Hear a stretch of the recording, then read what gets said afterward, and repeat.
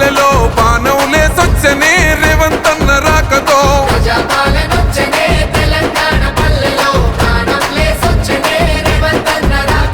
కదులు కదులు కదులు తమ్మి కదులు కాంగ్రెస్ వెంట నడువు నడువు నడువు తల్లే నడువు రేవంత్ బాట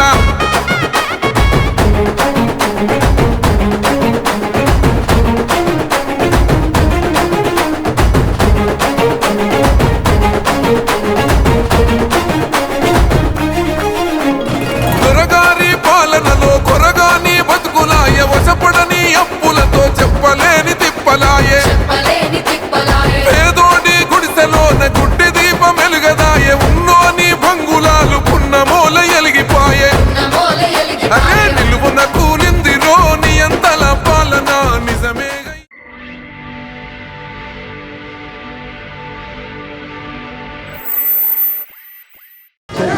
అమ్మ అందరికీ నమస్కారం. మీరు ముందు నన్ను క్షమించాలి. ఈ ఎర్ర టెండర్లో మిమ్మల్ని తీసుకొని నేను కొత్త పట్టణము కడుతురు కాబట్టి ఆ కొత్త పట్టణానికి మన రేవంత్ రెడ్డి అన్న ఇవాళ వస్తున్నాడు. ఇప్పుడు మనం సికింద్రాబాద్ చూసినాం, ఎవరో కట్టిరు మనకు తెలియదు. హైదరాబాద్ నవాబులు కట్టిరు మనకు తెలియదు. ఇంకోటి గచ్చిబౌలి సిటీ ఎవరో కట్టిరు మనం చూసినాం కానీ పెద్దగా తెలియదు. కానీ ఇప్పుడు రేవంత్ రెడ్డి అన్న మన కన్న ముంగట ఒక కొత్త పట్టణాన్ని నిర్మించబోతుండ. అక్కడ ఆ పట్టణానికి నిర్మించడానికి ఆయన రేవంత్ రెడ్డి అన్న వస్తుండు. ఇప్పుడు ఇలా ఇనాగ్రేషన్ చేయడానికి మనం అందరం కూడా ఆయనకు మద్దతు తెలపడానికి పోతున్నాం. ఒకటి. రెండవది, నేను గోపాల్ రెడ్డి నా పేరు. నేను మీ అందరికీ తెలుసు. ఇలా లేనినగర్ బస్తీలో ఎక్కడ ఏ ఇబ్బంది ఉన్నా కూడా నేను వస్తున్నా. మీ సమస్యలన్నీ కూడా నేను చూస్తున్నా.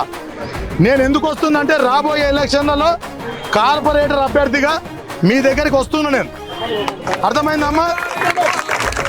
నేను వస్తున్నా. మీ ఆశీస్సులు నాకు కావాలి. ఖచ్చితంగా తల్లి మీ రుణం నేను తీర్చుకుంటా. మీరు కొడుకుని కంటే భోజనం పెట్టి పెద్ద చేస్తే ఆ కొడుకుకు ఎట్లా రుణపడి ఉంటారో నేను కూడా మీ అందరికీ రుణపడి ఉంటా. కంటికి రెప్పలా కాపాడుకుంటా, పేగుకు కడుపులా కాపాడుకుంటా. ఎక్కడ ఏ సమస్య వచ్చినా మీ అందరి అందుబాటులో నేనుండి మీ అందరి దీవెనలు నేను పొందాలని చెప్పి ఈ సందర్భంగా తెలియజేస్తూ మీరందరూ క్షేమంగా వచ్చిర్రు. అందరూ క్షేమంగా ఇంటికి వెళ్ళాలి. అర్థమైందమ్మా? ఎవరి బస్సులో వాళ్ళు వెళ్ళిపోండి. ఓకేనా? అందరికి నమస్తే. నేను మీ జర్నలిస్ట్ గొంగడి సీనన్న. సో ఏది ఏమైనా కూడా మీర్పేట్ మున్సిపల్ కార్పొరేషన్లో ఇప్పుడు గత 10 సంవత్సరాలుగా కాంగ్రెస్ బతుకుందంటే కారణం సామిడి గోపాల్ రెడ్డి అని క్లియర్గా చెప్పచ్చు. మరి ఈరోజు చూసినట్టయితే ఒక 10 బస్సులతో మరి ఏదైతే ఫ్యూచర్ సిటీకి సంబంధించినటువంటి జరుగుతున్నటువంటి ఈ యొక్క మీటింగ్కి ఇక్కడ ఉన్నటువంటి ప్రజల్ని అందరినీ ఏకతాటిపైకి తీసుకొచ్చి మరి వారందరినీ కూడా ఆర్టీసీ బస్సుల్లో తీసుకెళ్ళి మరి వెళ్తూ మరి ఘనంగా మనతో పాటు మరి ముచ్చట పెట్టునిక సిద్ధంగా ఉన్నా. నమస్తే. నమస్తే అన్న. చెప్పాలి అన్న, ఎట్లున్నావు?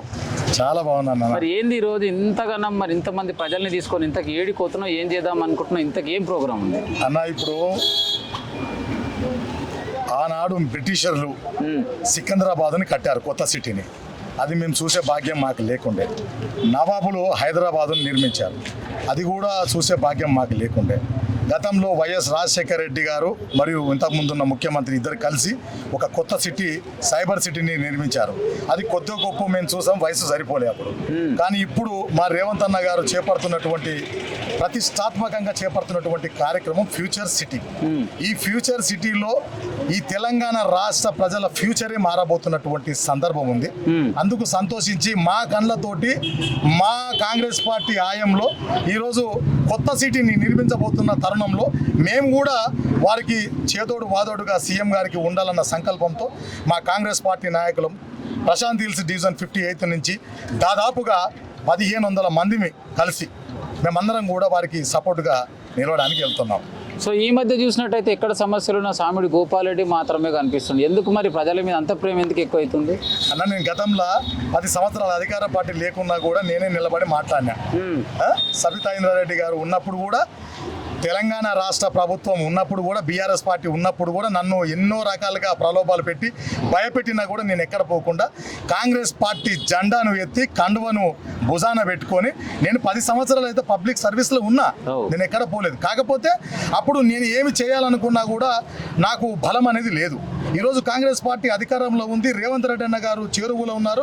మరీ ముఖ్యంగా మా కేఎల్ఆర్ కిచ్చన్న లక్ష్మారెడ్డి గారు మాకు అండదండలుగా వాళ్ళు ఉన్నప్పుడు ప్రజలకు మరింత చేరువయ్యి వాళ్ళకున్న సమస్యల్ని తీర్చడానికి మేము సంకల్పించి ప్రతి ఒక్క కార్యక్రమాన్ని మేము ముందుకు తీసుకెళ్లి సాల్వ్ చేసే దశగా ప్రయత్నం చేస్తాం. సో ఈ రోజు చూస్తున్నట్టయితే ఈ అడావిడి చూసుకుంటే నాకు మొత్తం మీద జిహెచ్ఎంసీ ఎలక్షన్స్ వచ్చేసినాయి, మీకు ఏదో టికెట్ కన్ఫర్మ్ అయినట్టే చేస్తున్నాం, మంచిగా వచ్చే ఎలక్షన్స్లలో అలాంటి అవకాశం దక్కుతుంది అనుకుంటున్నారా?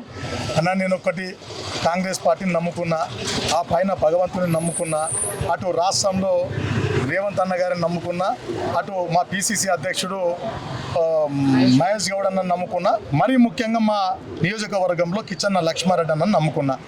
వారు నా నమ్మకాన్ని ఒంబు చేయరన్న అనుకుంటున్నా. కానీ ఏది ఉన్నా నేను కష్టపడ్డా కదా, కష్టపడ్డ వారికి ఫలితం దక్కుతుందని అనుకుంటున్నా. వేచి చూడాలి. సో కాంగ్రెస్ పార్టీ అంటేనే కష్టపడ్డ వారికి సీట్లు ఇస్తుంది అంటావు? యా డెఫినెట్లీ వాళ్ళకు ఖచ్చితంగా కష్టపడ్డ వారికి మాత్రం భగవంతుడే చెప్పిండన్న కష్టపడి కష్టపడ్డ వారికి ఖచ్చితంగా సుఖం లభిస్తుంది అని అన్నారు. ధర్మం రక్షతి రక్షత, ధర్మాన్ని కాపాడితే మనలో ధర్మాన్ని కాపాడుతా అన్నారు కదా, దాన్ని నేను ఆశగా తీసుకొని నేను ముందుకు. సో రైట్, ఏది ఏమైనా కూడా గత 10 సంవత్సరాల నుంచి రూలింగ్